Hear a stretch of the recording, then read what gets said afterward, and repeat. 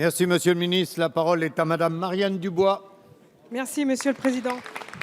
Monsieur le Premier ministre, alors que nous nous apprêtons à commémorer la fin des combats de la Première Guerre mondiale, je voudrais attirer votre attention sur les difficultés financières que rencontrent aujourd'hui nos associations d'anciens combattants.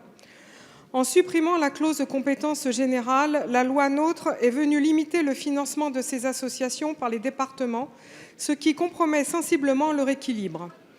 L'article 104 de la loi énumère par ailleurs les compétences partagées possibles dans un certain nombre de domaines, au rang desquels ne figure pas le soutien aux associations d'anciens combattants.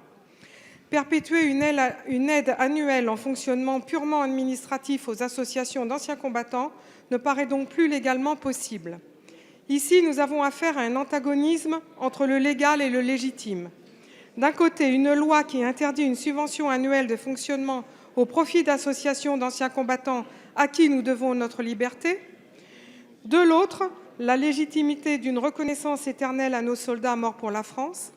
D'un côté, le risque d'attribuer de manière hétérogène une aide illégale. De l'autre, le devoir de mémoire au moment où même nous commémorons le centenaire de la guerre 14-18.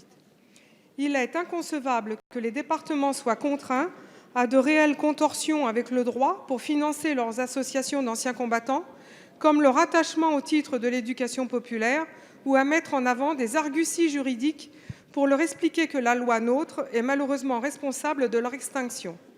Ainsi, Monsieur le Premier ministre, confirmez-vous votre volonté, à travers la loi NOTRe, d'interdire aux départements d'entretenir le devoir de mémoire par leur soutien aux associations d'anciens combattants? Je vous remercie. Merci, Madame. La parole est à Monsieur Jean-Marc Todeschini, secrétaire d'État chargé des anciens combattants et de la mémoire. Oui, Monsieur le Président, Madame la députée Dubois, vous m'interrogez sur le financement des associations d'anciens combattants suite à l'entrée en vigueur de la loi NOTRe qui supprime la clause de compétence générale des régions et des départements et qui ne concernera désormais que les communes. Je connais l'inquiétude qui pourrait naître dans le monde associatif combattant. Néanmoins, faut-il polémiquer sur un sujet comme celui-là? À ce jour, mon ministère n'a pas été sollicité directement sur ce sujet. En ce qui concerne l'action que je mène au sein de ce ministère, je souhaite vous rassurer et rassurer l'ensemble du monde combattant, qui, eux, ne sont pas pour le moment affolés. Nous continuerons à financer les associations dans les mêmes termes que jusqu'alors.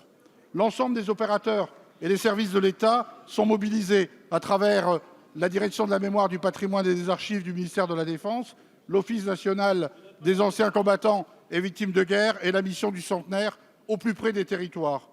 Nous soutiendrons, comme nous l'avons toujours fait, les projets associatifs, qu'ils concernent des actions mémorielles ou l'action sociale envers les anciens combattants, et notamment les plus démunis. Vous savez combien la transmission des valeurs républicaines et de toutes les mémoires vers les plus jeunes citoyens de demain sont importantes. Nous avons fait de cet enjeu de transmission un enjeu de notre action. Je voudrais vous signaler tout simplement que le ministère de la Défense finance tous les projets pédagogiques qui lui sont soumis. Et à titre d'exemple, en 2015, je vous dirai tout simplement que le ministère de la Défense a versé près de 4 millions d'euros de fonctionnement aux associations.